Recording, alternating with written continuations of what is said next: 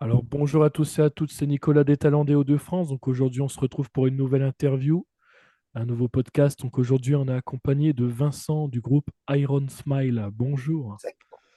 Bonjour Nicolas, et merci de nous recevoir et puis de mettre Iron Smile en valeur dans ton émission. Super cool. Alors pour commencer, est-ce que tu peux nous présenter un peu Iron Smile en quelques lignes? Ouais, bien sûr. Alors, Iron Smile existe depuis maintenant 3 ans. Et, euh, et Iron Smile rassemble 4 membres de groupe. Euh, on a une jolie batteuse qui s'appelle Claire. On a un bassiste qui s'appelle Alain, un guitariste dont l'illustre prénom est Mathias, qui est à l'origine du groupe. Et puis moi, je m'appelle Vincent, ou Vince dans le cadre du groupe. Euh, Iron Smile traduit le fait que tous les quatre, on est des influences rock, hard rock, punk rock. On est très différents dans nos influences initiales. Néanmoins, le smile traduit le plaisir qu'on a à se rassembler, à faire du rock ensemble, généralement tous les samedis, et puis après à proposer des petits concerts dans les bars, fêtes de la musique, etc. Voilà. Donc, 3 ans d'existence. Les membres ont entre eux, allez, je vais dire un petit 50 et puis un petit 70.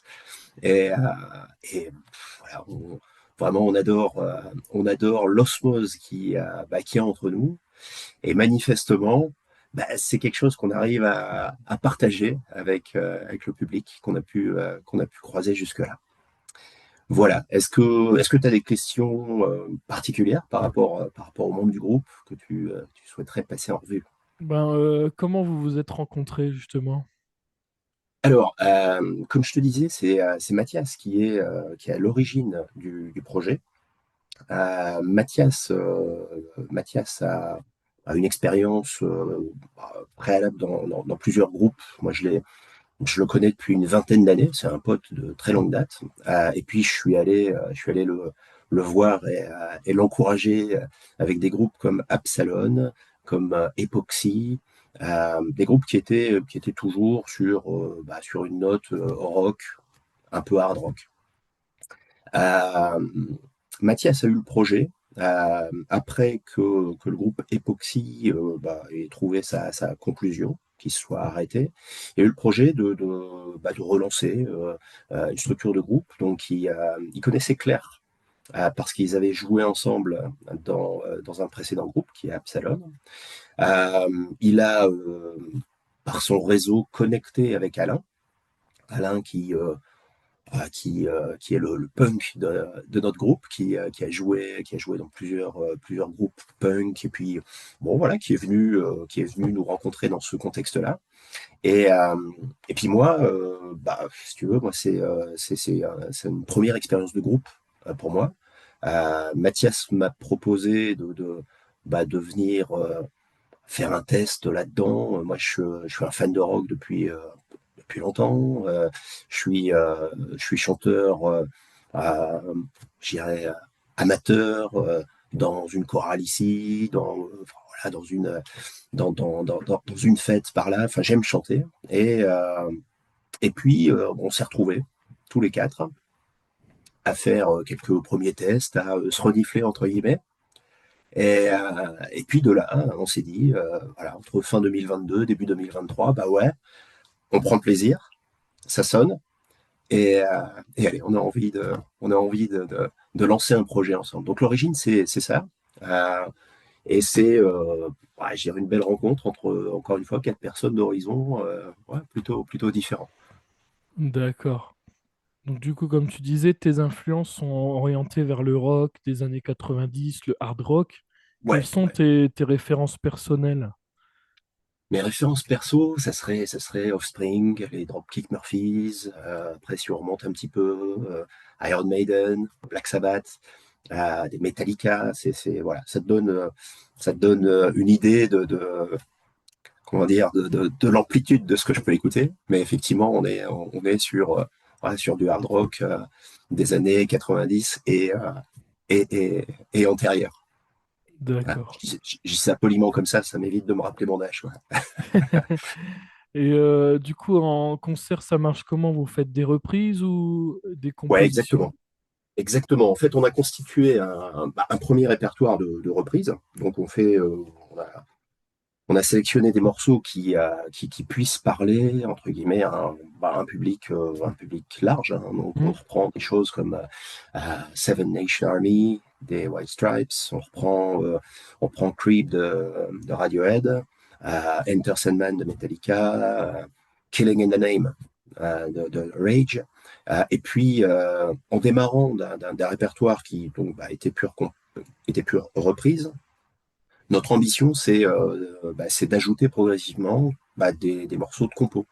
Euh, donc là, on a actuellement 3 compos, on en prépare une quatrième, et puis l'ambition, c'est d'équilibrer un peu le répertoire entre des reprises qui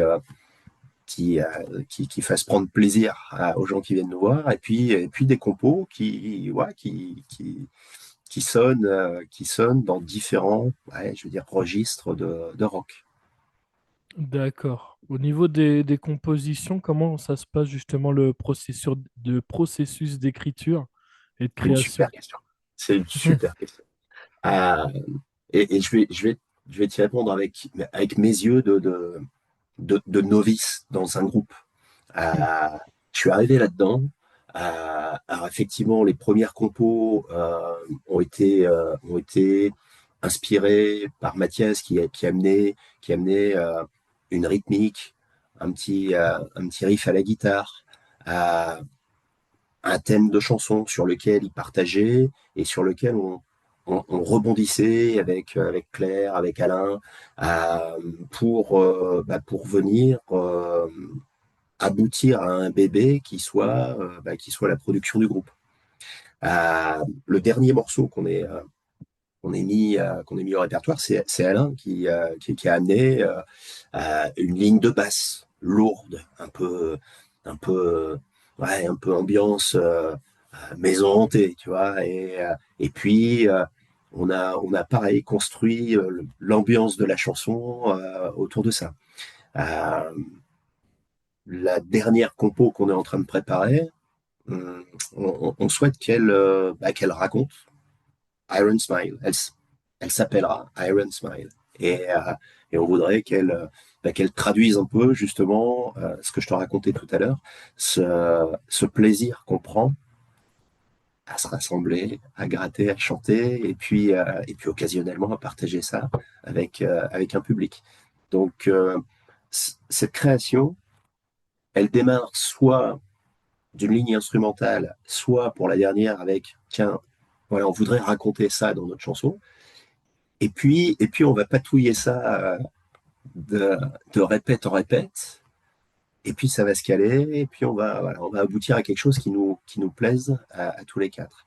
Donc, ouais, vraiment, vraiment intéressant. Et alors je t'ai parlé de mes influences musicales. Je peux peut-être te parler aussi de celles des membres du groupe pour que tu vois un peu l'amplitude de discussion qu'il peut y avoir quand on discute compo.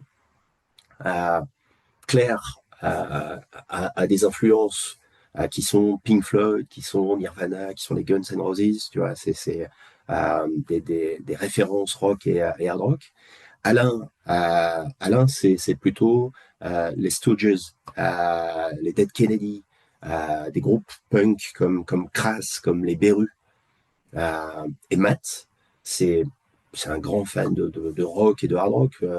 Lui, c'est Kiss, c'est Metallica, c'est des groupes comme Carcass qui le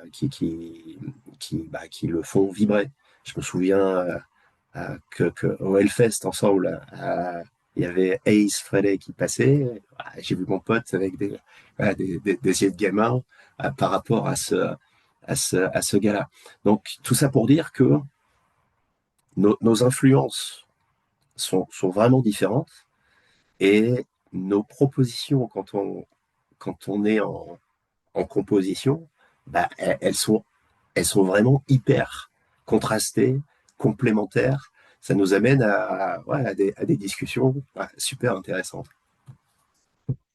D'accord, très bien. Et au niveau concert, du coup, vous avez déjà joué dans plusieurs événements, donc Ouais, festivals, dans des ouais, bars, dans des ouais, fêtes. tout Quel à fait. concert vous a le plus marqué? Alors, je vais te donner ma réponse et je pense que chacun, Ouais, on a vécu chacun sa des petite moments réponse marquants. personnelle, ouais. Ouais, c'est ça, c'est ça, c'est ça. Moi, écoute, il y a un concert qui m'a éclaté, vraiment, mais j'ai adoré.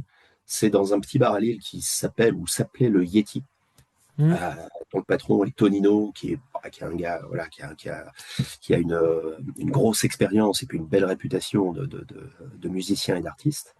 Il nous a accueillis au Yeti, qui est un bar relativement petit, dans lequel il y avait quelques dizaines de personnes bien tassées. On avait, on avait, on avait des membres de la famille, on avait des membres des amis de 30 ans, quoi. J'appelle ces personnes-là mes familles qui étaient venues nous encourager.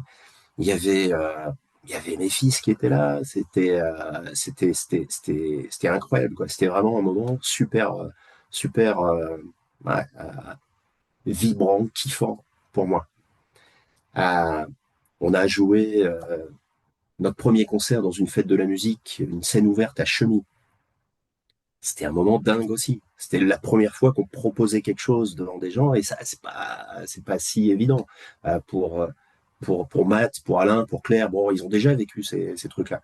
Moi, c'était aussi un moment un peu test, quoi, en disant tiens, les gens ils vont réagir comment à ce qu'on est en train de leur proposer.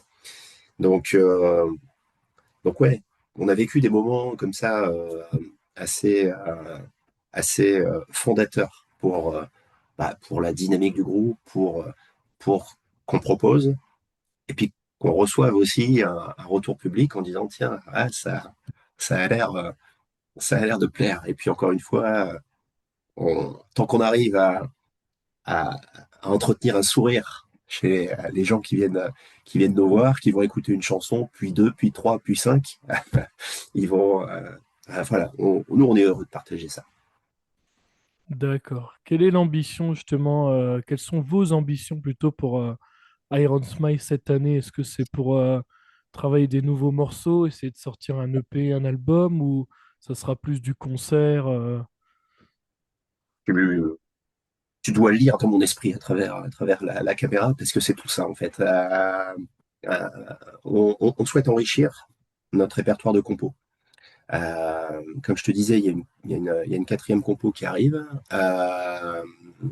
Derrière, on a quelques idées pour enrichir encore le répertoire compo et on adorerait sortir un EP. Ce serait voilà, une première concrétisation super de ce qu'on fait ensemble.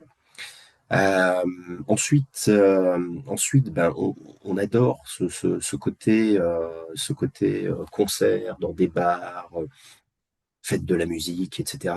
On a vécu des moments comme ça. Enfin, je parlais de Chauny, j'aurais pu parler de Prémec, d'Alain Les-Eaux-Bourdin. On a fait quelques scènes comme ça à l'initiative de villes, de communes qui nous invitaient.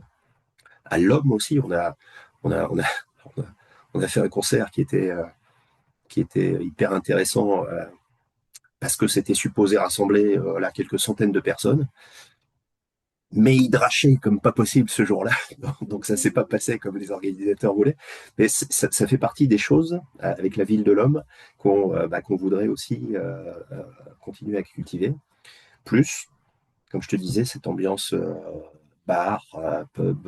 Là, on a une date qui est prévue le 11 avril prochain euh, au, euh, au Circus à Lille. Donc il y a un bar qui est à proximité de Sébastopol et ouais, ça promet d'être une belle soirée là-bas. D'accord. Voilà. Donc pour répondre à tes questions, bah voilà, tout ce que tu as cité fait partie de nos ambitions. Compo, EP, concert dans l'année, et puis ouais, des moments partagés avec le public qui prend plaisir à venir nous voir. Très bien. Bah, bon, en tout cas, je pense avoir fait le tour un peu du groupe. Je te Ok, remercie d'avoir accepté l'invitation pour ce podcast. avec plaisir, Nicolas. Et puis, Grand merci, grand merci à toi. Grand merci à toi de nous faire bénéficier de cette visibilité via les talents des Hauts-de-France. Et puis, écoute, je serais ravi peut-être de te croiser à un de nos concerts et de partager une pinte avec toi, un de ces quatre. il n'y a pas de souci. Bah, en tout cas, n'hésitez pas aussi, j'hésite, chaque fois je le dis pas, mais si jamais il y a des organisateurs qui nous écoutent, que ce soit des festivals, des bars, des villes, des comités de fête, etc., n'hésitez pas à bien proposer à tous les artistes que j'ai interviewés jusqu'à aujourd'hui, dont Iron Smile, hein, de proposer, de leur proposer, puis vous verrez les retours, mais généralement ça sera positif parce que c'est tous des groupes qui ont l'énergie, qui cherchent à faire des concerts un peu partout et Exactement. n'hésitez pas. Voilà. En tout cas, je remercie également tous les auditeurs qui nous auront écoutés du coup pour le podcast. Et puis, je vais souhaiter également une très très bonne journée du coup à toi. Merci beaucoup, merci Nicolas, merci aux auditeurs, merci à tous, et puis au plaisir de vous voir à un concert prochainement. Salut! Salut!